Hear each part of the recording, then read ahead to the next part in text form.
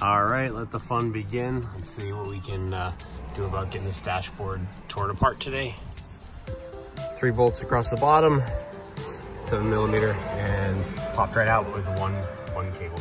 Okay, so I had to take some more trim off than I initially thought because that cluster goes behind that trim, unfortunately.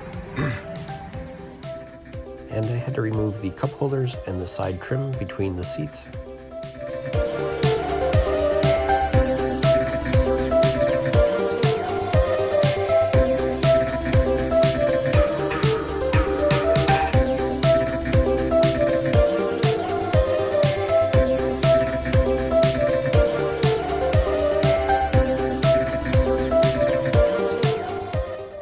I got the trim off and some more trim.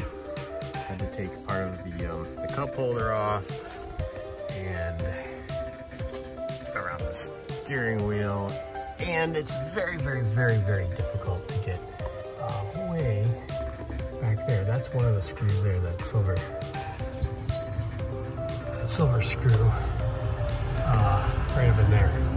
Actually, there's one, and there's 2 in the top behind that I was able to get, and trying to get the other ones.